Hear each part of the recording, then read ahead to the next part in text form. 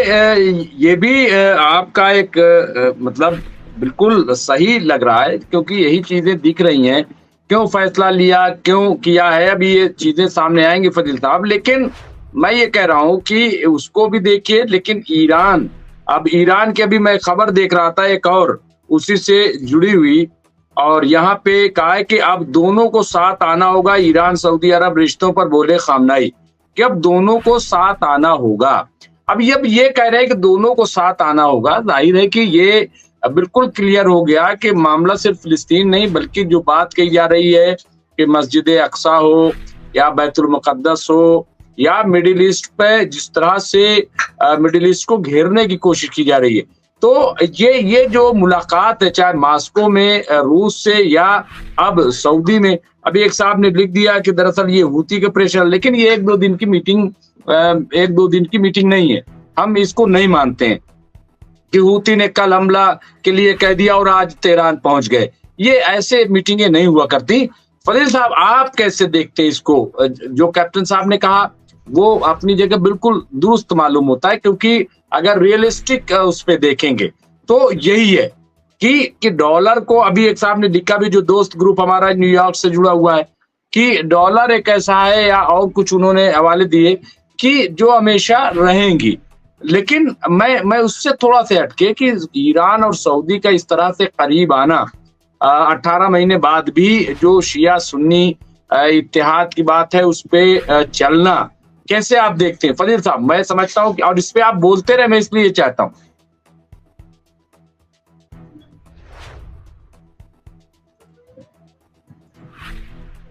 एक तरह से पूरी दुनिया में अपना प्रभुत्व नहीं बनाया था और अरब जब तेल बेचना शुरू किया उस वक्त शुरुआती दौर में इनके पास ये लोग गोल्ड से बिजनेस करते थे, मतलब गोल्ड लेते थे और तेल लेते थे। भारत से कच्चा अनाज और घरेलू चीजें सामान जो लेते थे उसके बदले में तेल देते थे। ऐसे ही पूरी दुनिया में इन्होंने जहाँ जिसकी कहीं जरूरत पड़ी सिरेमिक टाइल्स की तो उसके बदले में भी लेन देन कर लेते थे। धीरे धीरे इनका जो है गोल्ड रिजर्व होने लगा अमेरिका के अंदर। आज भारत का भी गोल्ड रिजर्व है। अब ये मसला कहाँ से शुरू हुआ जानते हैं? जब ये टेरिफ लगा ना, अमेरिका ने टेरिफ जो लगा दिया उसमें सबका गोल्ड फंस रहा। अब गोल्ड की प्राइस अलग है, जब दिया गया था तब की प्राइस अलग है। ये सब चीजें बहुत कैलकुलेटेड हैं।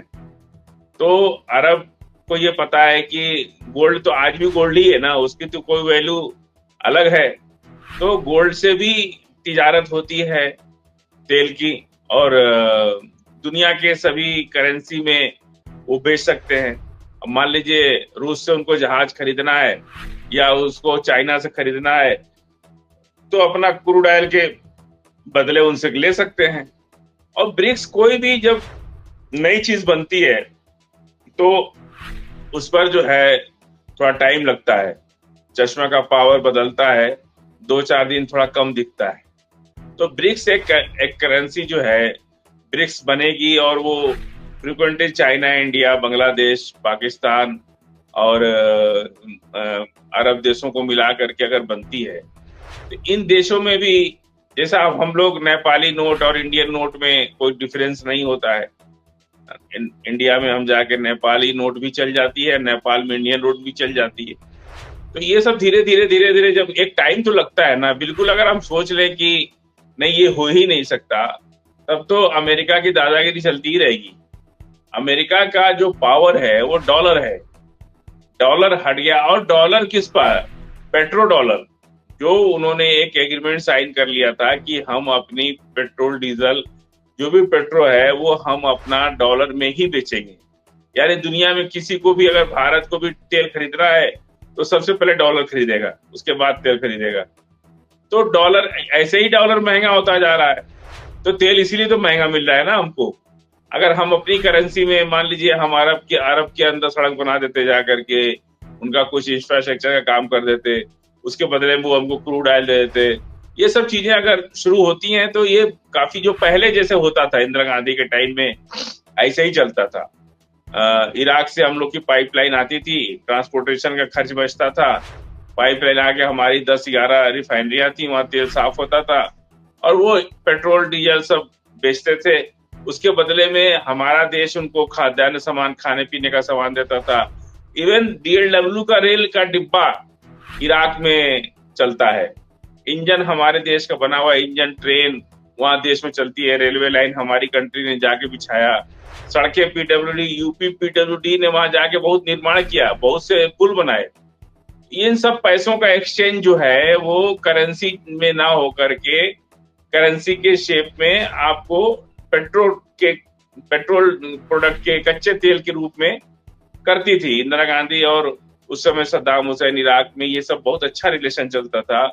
हमको याद है हमने 3.5 रुपया लीटर पेट्रोल भरवाया है अपने गाड़ी में।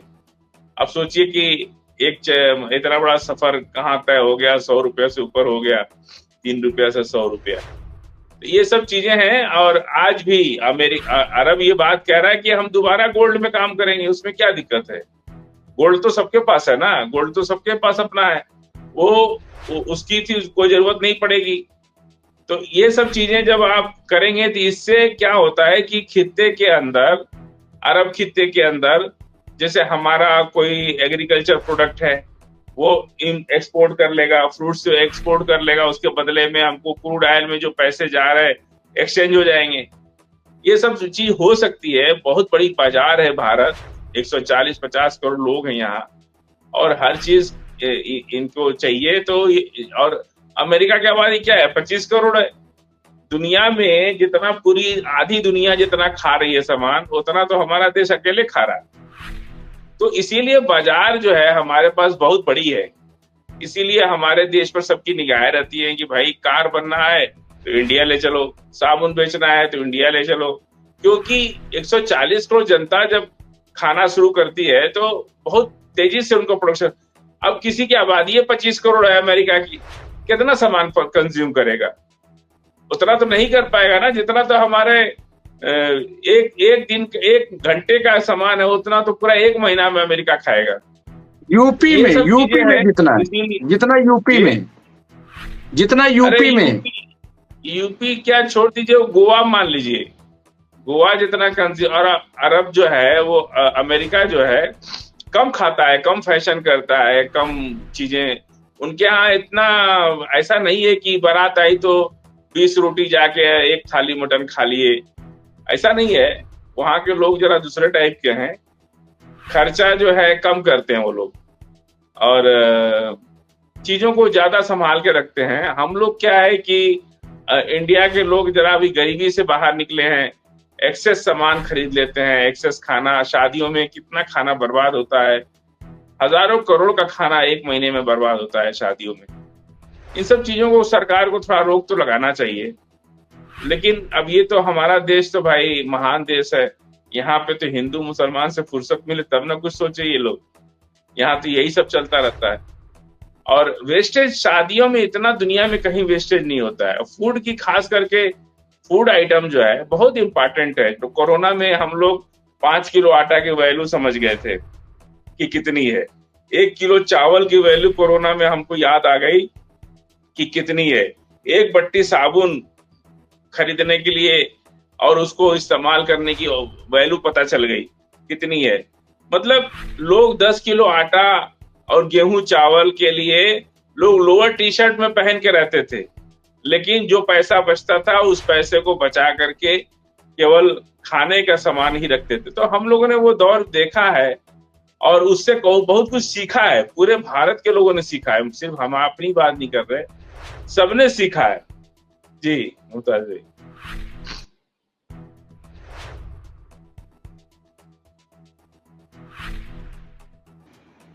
हालात ही है जो लोगों को सिखाते हैं और उससे लोग सीखते हैं, तजर्बात हासिल होते हैं। और कोरोना ने बड़े तजर्बात दुनिया को दिए हैं, और इसी तरीके से जंगों ने भी हमेशा नए तजर्बात। और इसीलिए आज जो लोग कहते हैं कि जंग मसले का हल नहीं है, वो इसीलिए कहते हैं, और कोई बात नहीं है।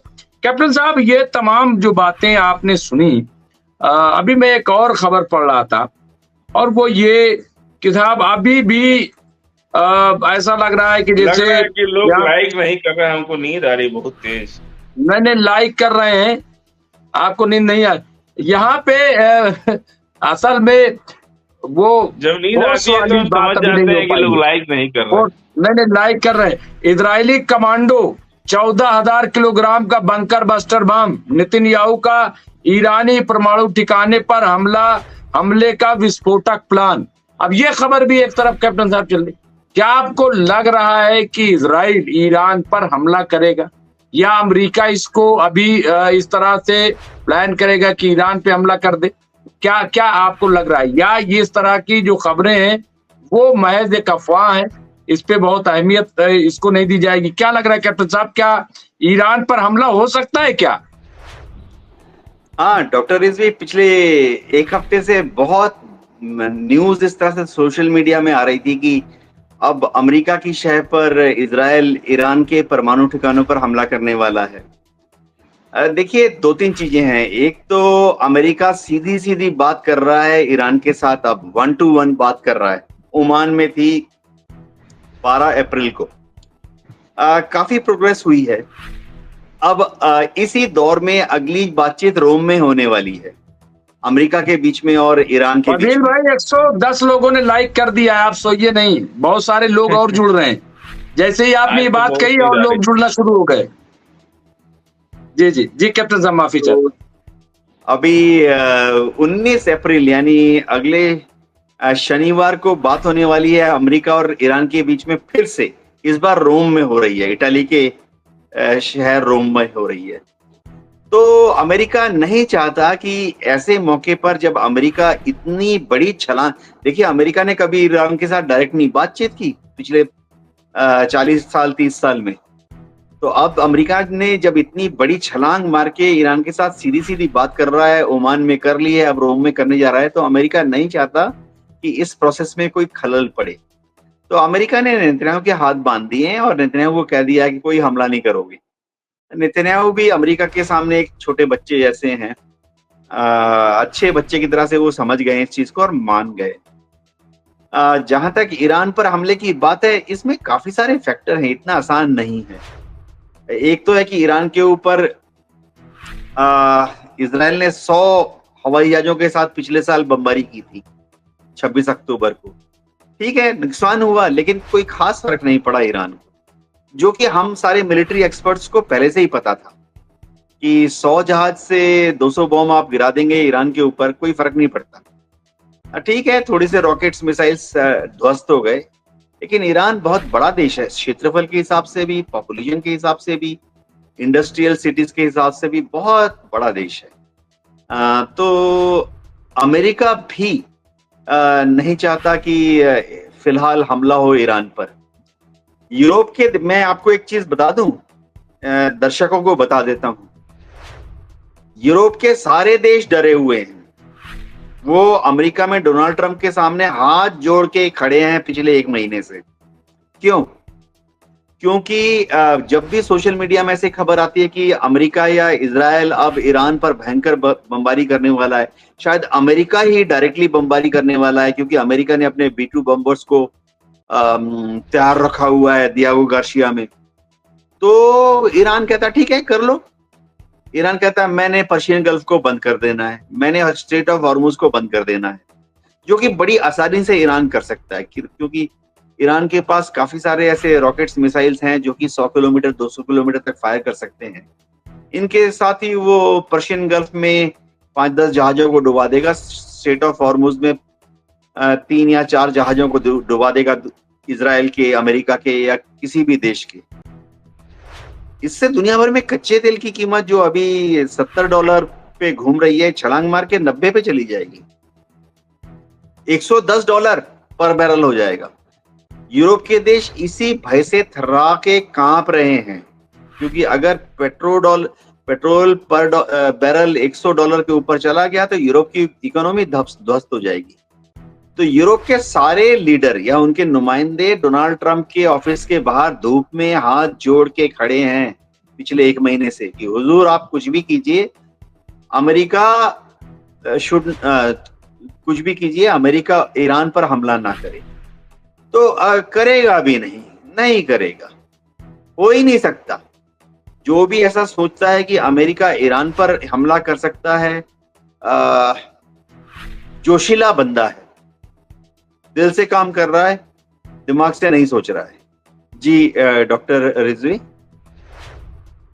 ये सही कह रहे हैं। और फजील साहब, कैप्टन साहब ने बिल्कुल, हमने कहा ना कि जो एक सही एनालिसिस होता है वो कैप्टन साहब करते हैं, और यहाँ पे मुझे भी ऐसा लग रहा है। और अभी जो टेस्ट किया था यमन पे हमला करके अमेरिका ने, उससे भी उन्हें अंदाजा हो गया कि जब हम यमन को नहीं डरा सके, जब हम हूती को नहीं डरा सके, तो ईरान पे इतना आसान नहीं है। और न्यूक्लियर उनका जो प्लांट है वहां तक पहुंचना तो मुमकिन ही नहीं है, क्योंकि वो जहां पे है वहां पे वो सब क्लियर हो गया है।